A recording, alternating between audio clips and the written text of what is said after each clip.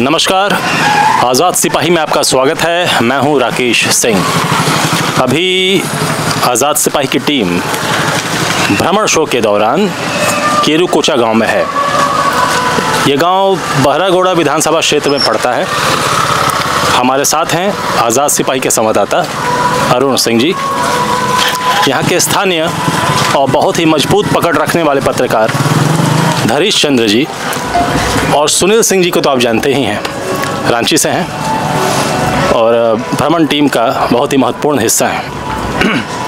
चूँकि हम लोग बहरागोड़ा विधानसभा क्षेत्र में हैं तो हम लोग बहरागोड़ा की ही बात करेंगे। हम लोग धरीश चंद्र जी से जानेंगे, चूँकि बहरागोड़ा शुरुआत से ही राजनीतिक दृष्टिकोण से बहुत जागरूक रहा है। अभी जो वर्तमान के विधायक हैं समीर मोहंती हैं, इसके पहले कुणाल सारंगी थे, और कुणाल सारंगी के बारे में लोग यहाँ कह रहे हैं कि वो बहुत ही हड़बड़िया नेता हैं, बहुत जल्दबाजी में रहते हैं। लेकिन अभी फ़िलहाल जो बहरागोड़ा का जो राजनीतिक परिदृश्य है और जो पूर्व में जो रहा है, उसके बारे में धरीश चंद्र जी आप हमें जानकारी दीजिए, हमारे दर्शकों को जानकारी दीजिए कि बहरागोड़ा की राजनीति की दिशा और दशा कौन तय करता रहा और अभी क्या स्थिति है बहरागोड़ा की। देखिए, बहरागोड़ा विधानसभा जी पश्चिम बंगाल, ओडिशा और झारखंड की त्रिवेणी पर बसा हुआ एक बहुत ही जागरूक विधानसभा है। राजनीतिक मामले में, शिक्षा के मामले में, कृषि के मामले में। यहाँ 1980 से जी सीपीआई का राज था। लालखंड, इसको लाल दुर्ग कहते थे। अच्छा जी। उसके बाद 80 से 2000 तक यहाँ के देवीपद उपाध्याय जी लगातार 4 बार विधायक बने। 2000 के चुनाव में वे सीपीआई छोड़कर कांग्रेस में शामिल हुए और उस चुनाव में उन्हें पराजय का सामना करना पड़ा और भाजपा के नेता डॉक्टर दिनेश कुमार सारंगी पहली बार विधायक बने। 2004 के चुनाव में डॉक्टर सारंगी ही दोबारा विधायक जी चुने गए। उन्होंने झारखंड मुक्ति मोर्चा के विद्युत वरण महतो को हराया। 2009 के चुनाव में जी झारखंड मुक्ति मोर्चा के विद्युत वरण महतो जी ने डॉक्टर सारंगी को लगभग 17,000 वोट से हराकर झामुमो को खाते में यह सीट डाल दी। पहली बार जी। उसके बाद विद्युत वरण महतो 2014 लोकसभा चुनाव के पहले बीजेपी में शामिल हो गए। क्यों भाजपा में शामिल हुए? उनको सांसद का उम्मीदवार बनाने के लिए बीजेपी में ले जाया गया, और चूंकि विद्युत वरण महतो इस क्षेत्र में काफ़ी लोकप्रिय हो चुके थे और डॉक्टर सारंगी को उस समय के चुनाव तक ऐतिहासिक मतों से हराया था। अच्छा। जब विद्युत वरण महतो गए बीजेपी में, उस समय डॉक्टर दिनेश कुमार सारंगी की एंट्री किसी कारण बीजेपी में नहीं हो सकी। तब डॉक्टर सारंगी के पुत्र कुणाल सारंगी जेएमएम में शामिल हुए और एक जेएमएम उम्मीदवार के रूप में चुनाव लड़े और चुनाव जीत भी गए। उन्होंने भाजपा के पूर्व प्रदेश अध्यक्ष डॉक्टर दिनेशानंद गोस्वामी को लगभग 15,000 मतों से हराया था। अच्छा। इसके बाद जब आया 2019 का चुनाव, उस चुनाव के ठीक 1-2 महीना पहले कुणाल सारंगी जेएमएम छोड़कर भाजपा में चले गए। क्यों चले गए? देखिए, विद्युत वरण महतो भी जीते थे, वो भाजपा में चले गए। कुणाल सारंगी भी जीते, वो भाजपा में चले गए। ट्रेंड क्या है? महत्वाकांक्षा। अच्छा। और भाजपा के उस समय चूँकि पूरे देश में मोदी जी की लहर थी और किसी भी नेता को अपना भविष्य जो है वो भाजपा में ही नजर आता था, तो संभवतः ये अपने बेहतर भविष्य के लिए ये बीजेपी में गए। और तब समीर महंती जो बीजेपी में शामिल हो चुके थे, बिल्कुल, वे जेएमएम में शामिल हो गए और भाजपा से कुणाल सड़ंगी उम्मीदवार बने जी। और जेएमएम से समीर मोहंती। समीर मोहंती ने उनको 60,000 जी मतों से पराजित किया। ये बहुत ही दुर्भाग्यपूर्ण था। जी हाँ। लोग हंस भी रहे थे कि कुणाल सारंगी जो जीते हुए विधायक थे वो भाजपा में चले गए और जो भाजपा के थे वो जेएमएम में आ गए और जेएमएम से जीत गए समीर मोहंती और कुणाल सारंगी हार गए। और अभी लोकसभा चुनाव का शायद टिकट चाहिए होगा उनको, टिकट नहीं मिला तो फिर से वो अभी तो हाँ बीजेपी छोड़ दी। अभी कहाँ है? अभी तो कहीं नहीं है जी। हाँ, तो उसके आगे कंटिन्यू कीजिए जी। इसके बाद आज की जो परिदृश्य है जी, भाजपा के डॉक्टर दिनेशानंद गोस्वामी जी काफ़ी मजबूती से क्षेत्र में एक्टिव है। हाँ, एक्टिव हैं। उनके द्वारा किए गए 1-2 कार्य काफ़ी जनता में चर्चित रहे। जैसे एक हुए हर साल लगभग हमको लगता है पिछले 7-8 साल से सामूहिक विवाह एक कराते हैं बहरागुड़ा में। बहुत बड़ा कार्यक्रम होता है जी। उस कार्यक्रम में 20 गरीब लड़कियों या अनाथ लड़कियों की शादी बड़े ही धूमधाम से कराई जाती है। और एक उनका स्वास्थ्य शिविर चल रहा है। तो भाजपा की तरफ से अभी मजबूत दावेदार वही हैं। हाँ, भाजपा के लिए यहाँ गोस्वामी जी का विकल्प फिलहाल नहीं है। अच्छा, अगर कोई आयातित उम्मीदवार आए ही अलग बात है, लेकिन यहाँ के गोस्वामी जी बीजेपी के लिए एकदम। तो फिलहाल समीर महंती का क्या स्टेटस है अभी? समीर महंती, देखिए समीर महंती का है कि वो क्षेत्र में एक्टिव बहुत। अच्छा, समीर महंती की एक खासियत है कि वो क्षेत्र में एक्टिव बहुत रहते हैं जी। और 1-2 काम भी वो कराए हैं जनता के हित में। जो जैसे चकुलिया में वो डिग्री कॉलेज, अच्छा, और एक पावर प्लांट भी होने वाला है वो फिलहाल। और यहाँ खास है कि यहाँ जो संथाल वोटर्स हैं ना, वो हमेशा जेएमएम के पक्ष में ही एक्टिव रहते हैं और ये जेएमएम का सबसे बड़ा प्लस पॉइंट। जो संथाल बहुल गांव है, हाँ, संथाल बहुल गांव है या वोटर हैं, वो टस से मस नहीं होते हैं। तो चंपई सोरेन के आने से भी कोई फर्क नहीं पड़ा? इस विधानसभा में ऐसा कुछ फिलहाल दिखाई नहीं पड़ रहा है। हम अरुण सिंह जी से जानेंगे। अरुण सिंह जी, आप नज़दीक आ जाइए। ये वाल की कुर्सी है। तो आपकी दृष्टिकोण में अभी आपकी नज़र से जो बहरागुड़ा विधानसभा क्षेत्र है, फिलहाल राजनीतिक परिदृश्य क्या है? यहाँ ऐसे देखें, अब प्रत्यक्ष जो दिखलाई पड़ रहा है, ये तो तय है कि बीजेपी और झामुमो में ही सीधी टक्कर है। अच्छा, ये तो तय है। कुणाल सारंगी कहाँ रहेंगे? कुणाल सारंगी फिलहाल अपने लेवल पर काम कर रहे हैं। किसी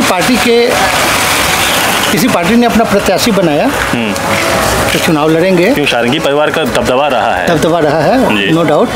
उनके कुछ अपना पारिवारिक, उनके पिताजी के समय से कुछ वोटर रहे हैं जो थोड़ा फ्लैक्चुएट होते हैं। अच्छा, 2-4 हज़ार आगे पीछे होते हैं। अच्छा, लेकिन वोट बैंक तो एक है, ये तो माना ही जाना चाहिए। फिलहाल कुणाल अपने बल पर युवाओं को और गांव देहात के जो लोग हैं उनके बीच में तेज़ी से, बिना किसी बैनर के तेज़ी से पैठ बना रहे हैं और ये दिखलाई भी पड़ रहा है। एक पोस्ट भी किया था उन्होंने फेसबुक पे, जिससे लग रहा था कि शायद वो निर्दलीय लड़ें अगर कोई टिकट दूसरी पार्टी को टिकट नहीं देती है अगर तो। कोई सिंबल मिल जाता है तो उनके लिए बहुत अच्छा रहेगा और वो चाहते भी हैं कि किसी सिंबल से लड़ें। लेकिन अगर ऐसा नहीं हो पाता है तो वो इंडिपेंडेंट लड़ेंगे, ये तय है। उन्होंने घोषणा कर रखी है कि मुझे चुनाव लड़ना ही है। तो दिनेशानंद गोस्वामी जो आप जो अभी बात हुई वो कितने मजबूत दावेदार रहेंगे भाजपा की तरफ से देखा जाए? लेकिन नो डाउट दिनेशानंद गोस्वामी बड़े नेता हैं, बड़ा चेहरा है भारतीय जनता पार्टी में। सबसे बड़े जो छात्र संगठन है अखिल भारतीय विद्यार्थी परिषद, उसके वो 2 बार राष्ट्रीय अध्यक्ष रह चुके हैं, भाजपा के प्रदेश अध्यक्ष रह चुके हैं। तो बड़ा चेहरा है, 2 बार चुनाव भी लड़ चुके हैं। इस बार बीजेपी का माने गंभीर उम्मीदवार बीजेपी के तरफ, बिल्कुल कोई गंभीर उम्मीदवार ही चाहिए तो दिनेशानंद गोस्वामी हो सकते हैं। एकमात्र वही दिखाई दे रहे हैं। अच्छा।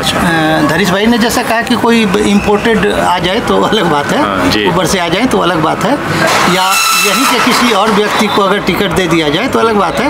हाँ, राजनीति में ये सब होते रहता है। नहीं तो वहाँ डॉक्टर गोस्वामी जो है फिलहाल मजबूती के साथ क्षेत्र में काम कर रहे हैं।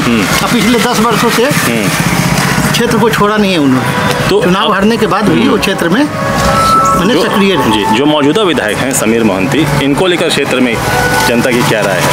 क्योंकि आप ज़मीन से जुड़े हैं, हमेशा आप एक्टिव रहे हैं, लोगों से बातचीत करते रहे, बताइए। 3 कैंपेसी तो है विधायक के खिलाफ, है बिल्कुल है। और विधायक के खिलाफ नाराजगी है। किन चीज़ों को लेकर नाराजगी है? इसका फायदा किन चीज़ों को लेकर नाराजगी है? नाराजगी है कि लोग आरोप लगाते हैं, ऐसा सुनने में आता है कि कुछ दर्जन भर लोग हैं, दर्जन 2 दर्जन लोग उनसे घिरे रहते हैं। और उनका ये कौन लोग हैं? उनसे जुड़े हुए हैं, कुछ उनके रिश्तेदार हैं, कुछ रिश्तेदार के मित्र हैं। तो ये जो सर्किल है उसी सर्किल से घिरे हुए हैं। उसी सर्किल के सलाह पर अपना काम करते हैं। ऐसे झामुमो के जो कैडर हैं वो बड़ी मजबूत कैडर होते हैं, वो फ्लैक्चुएट नहीं होते हैं, ना के बराबर। लेकिन बहरागोड़ा में ऐसा देखिए, आए दिन खबरें भी आती रहती हैं कि यहाँ बालू चोरी बहुत बड़े पैमाने पर हो रहा है ना, काफ़ी कुछ हो रहा है और विधायक इसको लेकर कुछ करते नहीं हैं। क्या ये सच्चाई है इसमें कुछ? हाँ, शिकायत तो आती है ये सब, लेकिन एक बात हुई है कि ये शिकायत जिन लोगों की है और एक जो झामुमो का जो धरा है, तो झामुमो के जो समर्थक है, जो कार्यकर्ता है, उनको विधायक से कोई खास शिकायत नहीं है। अच्छा। संगठन साथ है विधायक के, जो भी सीनियर मोस्ट लोग हैं वो विधायक के साथ हैं। हाँ, कुछ लोग हैं जो माना जा सकता है कि उनके विरोधी हों या आम आदमी हो, उनको शिकायत है। अमूमन प्रायः जो भी विधायक या सांसद होते हैं तो थोड़ा बहुत शिकायत होती रहती है। तो वो शिकायत तो है, इसमें कोई संदेह नहीं है। मुद्दा क्या रहता है, जैसे बहरागोड़ा की जनता का मुद्दा क्या रहता है, किस आधार पर वो वोटिंग करते हैं? कि बस या फेस देख के कि ये जेएमएम का है या ये बीजेपी की है उसको वोट दे? लिटरेसी के मामले में बड़ी अव्वल ये विधानसभा क्षेत्र है जी, लेकिन फिर घुमा फिरा के अन्य क्षेत्रों की तरह इसकी भी कहानी हो जाती है कि चुनावी मुद्दे बहुत होते हैं। अच्छा। खेती, बिजली, पानी, ये सब जो डाला होता है लेकिन जैसे जैसे चुनाव नज़दीक आते जाता है वो मुद्दे जो है गौण होते चले जाते हैं, खत्म होते चले जाते हैं। और फिर मामला जो है, जो सच्चाई है कि वो मनी और सेंटीमेंट पर आके रुक जाता है। अच्छा, पैसा और सेंटीमेंट। हाँ, तो वो सेंटीमेंट हो जाता है, एक भावुकता हो जाती है कि इस बार इसको जिता देना। तो यहाँ भी 2 दिन पहले ही डिसाइड होता है क्या कौन जीतेगा? 2 या 3 दिन पहले? इस मामले में कि यहाँ के लोग जागरूक हैं। अच्छा। हाँ, वो भले खुल के हमको आपको नहीं बताएं, लेकिन इस मामले में जागरूक हो, तय कर लेते हैं पहले कि नहीं इस बार इसको बहुत मेहनत किया है, इसको कर देना है, इसको देख लेना है। इस मामले में अन्य विधानसभा क्षेत्रों से कुछ अलग यहाँ की तस्वीर, यहाँ के लोगों का सोच कुछ अलग होता है। और एक जिद्दीपन है यहाँ के लोगों में, एक जिद्दीपन है। तो जिद्दीपन किस चीज़ को लेकर? कि बने ये जिसको मन बना लेते हैं कि नहीं इस बार इस आदमी का सपोर्ट करना है, तो फिर वो पार्टी लेवल से परे हट के सोचने लगते हैं और परे हट के फिर काम करने लगते हैं। बहरागोड़ा में लैंग्वेज कौन सा चलता है, भाषा? ये धरीश भाई बेहतर बताएंगे। हाँ बहरागोड़ा में देखिए यहाँ मिश्रित भाषा उड़िया और बांग्ला। अच्छा जी। यहाँ मिश्रित भाषा है, उड़िया है, मिक्स बांग्ला। अच्छा। और यहाँ का एक विधानसभा का सबसे माने खासियत देखिए कि पिछले 3 लोकसभा चुनाव हुए, भाजपा उम्मीदवार को लगभग तीनों विधानसभा लोकसभा चुनाव में 1 लाख एवरेज मार्जिन, 5,000 अधिक हो गया, कभी 5,000, 1 लाख वोट मिलता है। हाँ। लेकिन ये क्या जादू है कि वही जब विधानसभा होता है तो आकर के ये लोग 55 में और 45 में लटक जाते हैं। बिल्कुल। आखिर वो 35 या 40,000 वोट क्या हो जाते हैं? बिल्कुल। यहाँ के लिए ये एक मतलब, तो ये आप बताएंगे बेहतर। हाँ मतलब ये तो सामने है ना। क्यों हो जाता है, मतलब कोई कारण होगा? यहाँ देखिए कारण बीजेपी में गुटबाजी है। वो तो है, गुटबाजी तो है, वो तो है, ठीक है ना। अब इसको विस्तार से बताइए। अब गुटबाजी है। अब मान लीजिए ऐसा भी हुआ कि हम 5 साल से मेहनत कर रहे हैं और टिकट किसी दूसरे को दे दिया, तो हर विधानसभा में 5 ऐसे उम्मीदवार हैं जो इच्छुक हैं या मेहनत कर रहे हैं कि मेरे को चुनाव लड़ना है। कुछ उदाहरण बताइए ना। उदाहरण जैसे आप घाटशिला को ले लीजिए, रायसुमारी में 8 नाम आए हैं, 7 नाम बीजेपी में जो थे जो लगे हुए हैं जी। 1 नाम आया बाबूलाल जी का, बाबूलाल सोरेन जी। जी हाँ जी। तो आप मान लीजिए बाबूलाल सोरेन जी को अगर टिकट मिला तो फिर ये 7 लोग क्या करेंगे? बिल्कुल। या ये एक बीजेपी में ये एक बड़ी समस्या है। तो चंपई सोरेन के आने से तो कोल्हान में जो गुटबाजी है उसको और बल मिलने वाला है। एकदम 100% बल मिलने वाला है। अच्छा। 100%। और बहरागोड़ा में और एक चीज़ देखिएगा, बड़ा माने यूनिक बात है कि 80 के बाद 80 के बाद जो चुनाव हारे हैं वही जीते हैं। अच्छा।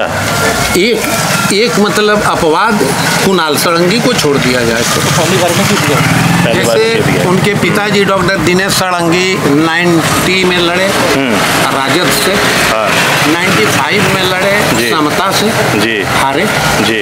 2000 में वो बीजेपी में शामिल हुए जी, तो जीत गए, 2 बार हार कर जीते जी। विद्युत वरण महतो डॉक्टर सारंगी से 2 बार हारे, बिल्कुल, वो भी हार कर जीते जी। बीच में कुणाल सारंगी आए और पहली बार हार गए, जीत गए, सॉरी जीत गए। इसके बाद जो है समीर महंती आए, 4 बार ये चुनाव लड़ चुके हैं, 5वीं बार में इन्हें जीते। तो ये भी एक यहाँ सिचुएशन मतलब ये लोग आम धरना है ना, यहाँ की पब्लिक जो है देखती है कि भाई ये 25 साल से बेचारा लगा हुआ है, जीता नहीं तो चलो इनको हम एक बार। तो मेन इस गणित के आधार पर जो अभी बताए ना, तो इसके आधार पर कुणाल सारंगी का क्या होगा, यही सवाल उठ रहा है। मान लीजिए पहली बार जीत गए, लोग 2 बार हारे, फिर जीते, ये पहली बार जीत गए मतलब 2 बार हारेंगे। देखिए कुणाल सारंगी के लिए कुणाल सारंगी के लिए बहुत ही टफ मामला है जी। क्यों कि भाई हम तो उदाहरण पर चलते हैं ना, बिल्कुल बिल्कुल। जैसे जो जीते हुए हारे हैं जी, हारे हुए जीते हैं वो नहीं जी, हारे जीते हारे, बिल्कुल बिल्कुल। जो जीत कर हारे, हाँ, जो हार कर जीते, जो हारे वो जीते, बिल्कुल। और जो जीते हारे वो फिर उनका आना बड़ा मुश्किल है। 4 बार देवीपद उपाध्याय कंटिन्यू जीते, 80, 85, 90, 95। 2000 में हारे, उसके बाद से उनका एक तरह से राजनीति संन्यास हो गया। डॉक्टर सारंगी 2 बार विधायक बने, हारे, एक तरह से वो भी राजनीति से लगभग तो यहाँ है। अब गोस्वामी जी भी हारे हैं, लगता है एक बार तो चुनाव विधानसभा हारे हैं, एक बार लोकसभा भी हारे हैं जी।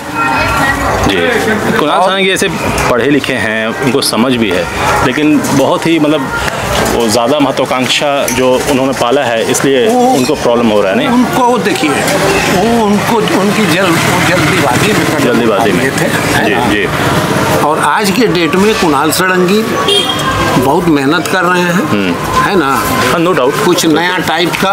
बिल्कुल। अभी जैसे वो पुनर्निर्माण संकल्प यात्रा चला रहे हैं, रात्र को किसी आपको पंचायत भवन में ठहर जा रहे हैं, लोगों से मिल रहे हैं। तो ये हालांकि उनका प्रभाव है युवा वर्ग में, बिल्कुल प्रभाव है, बिल्कुल। मगर अब सवाल है कि वो कौन डाली पर बैठे। बिल्कुल। डाली हवा में तो बिल्कुल बिल्कुल बिल्कुल, या अपना ही डाली तैयार करें। हाँ, या अपना खुद की डाली तैयार करें। निष्कर्ष यही है कि भाजपा को गंभीर उम्मीदवार चाहिए। अगर जेएमएम के जो मतलब प्रत्याशी, जी हाँ, को टक्कर अगर देना है भाजपा को, तो कोई गंभीर उम्मीदवार, यहाँ जो दिनेशन जो गोस्वामी जी हैं। नहीं, भाजपा को यहाँ उम्मीदवार गंभीर नहीं चाहिए। ये गुटबाजी में जो है ना, गुटबाजी के पचड़े से इनको पार पाना। बाहर जब तक भाजपा का ये सबसे बड़ी कमजोरी है भाई। लोकसभा में आप 1 लाख वोट लाते हैं, विधानसभा में 45,000। जी, ये क्या जादू है? बिल्कुल बिल्कुल बिल्कुल। घूम लिए सोनल जी। जेबी केसेस का कैसा है? जेबी केसेस का यहाँ कैसा है? अभी उभर रहा है, उभर रहा है। उसमें कुर्मी जो नौजवान हैं, उनका झुकाव ज़्यादा है।